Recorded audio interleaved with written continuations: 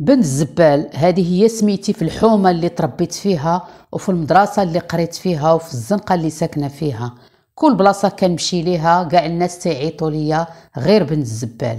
بنت الزبال جات، بنت الزبال مشات، لدرجة ان كاع الناس نساو الاسم الحقيقي ديالي.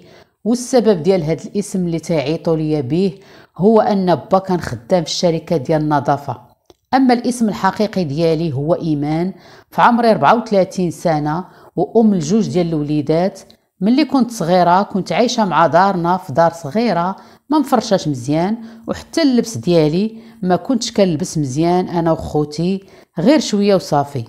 بسبب الخدمه ديال با كاع الناس كيظنوا اننا كناكلوا غير الزبل، والحقيقه اننا كنا عائله بحال اي عائله، عايشين راضيين بداك الشيء اللي قسم لنا الله. وحتى حنا كانت عندنا كوزينه تنطيبوا فيها، وكنتجمعوا بحال جميع العائلات على طابله وحده ضاحكين والسعاده باينه في عينينا. كنتسناو با حتى يجي من خدمته، وكنجلس انا وامي وبا وجوج خوتي ولاد واختي الصغيره مجموعين على طابله وحده. المهم هو اننا كنا كنحسوا بالدفء والامان. في المدرسه ما كان حتى شي حد منتبه للتفوق ديالي، حيت انا بنت الزبال. القليل من التلاميذ اللي تيهضروا معايا، والاغلبيه كانوا تيحشموا يهضروا معايا او يجلسوا حدايا. كلشي تيهرب مني حيت انا بنت الزبال. واحد النهار مشيت للمدرسه بحال العاده، وانا في القسم سولتني المعلمه وقالت لي اشنا هو الحلم ديالي ملي نكبر. بقيت كنشوف فيها وهي تجاوبها واحد التلميذه بلاصتي، وهي كتضحك عليا وقالت ليها الحلم ديالها تجمع الزبل ديالنا، وهما يضحكوا عليا كاع التلاميذ اللي في القسم. في هاد اللحظة حسيت بواحد الحرقة كبيرة، وبقيت غير كنبكي. حسيت بالإهانة والاحتقار. أشنو ذنبي أنا إلى المهنة ديال با زبال؟ واشنو العيب اللي في هاد الخدمة؟ راها خدمة بحال أي خدمة شريفة.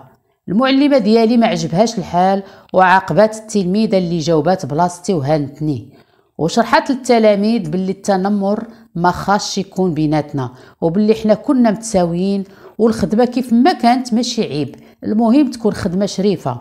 من بعد جات لعندي المعلمة ديالي وعنقاتني وقالت لي في ودني بشوية ما تقلقيش وما تحشميش من انك تقولي الخدمة ديال الوالد ديالك.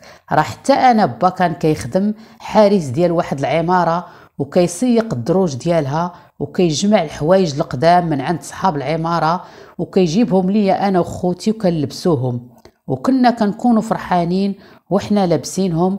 وفهماني باللي خاصني نكون قوية وما نخليش الهضرة ديال الناس تأثر على النفسية ديالي.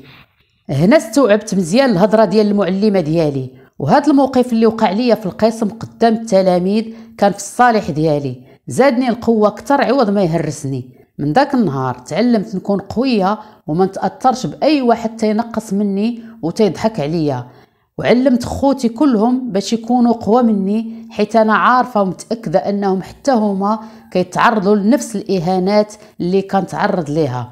علمتهم باش ما يكونوش ضعاف وما يخليوش الهضره ديال الناس تكون سبب في فشل حياتهم. دازت سنين ونجحت في الباك بمعدل عالي، وربي سهل عليا ودخلت لكليه الطب. تغير الوضع وولا كل شيء تيقول جات الدكتوره مشات الدكتوره. ملي كنسمعهم تيقولوا لي هكذا كنت كنطير من الفرحه، كنت فرحانه براسي. هادشي كله بفضل الاجتهاد والمثابره ديالي، وحيت ما بقيتش دايعه في الهضره ديال الناس قدرت نتفوق وننجح في حياتي. هنا تأكدت فعلا أنني قدرت نتحدى ونتغلب على كاع دوك الإهانات اللي تعرضت لهم في حياتي من عند بزاف ديال الناس، وقدرت نهرس الهضرة ديالهم اللي كانت قهراني واللي ما كانتش غادية تخليني نزيد لقدام وننجح في حياتي. حتى خوتي كلهم نجحوا في حياتهم، حيت قدرت نقويهم من صغرهم وما نخليش هضرة الناس تأثر على المستقبل ديالهم.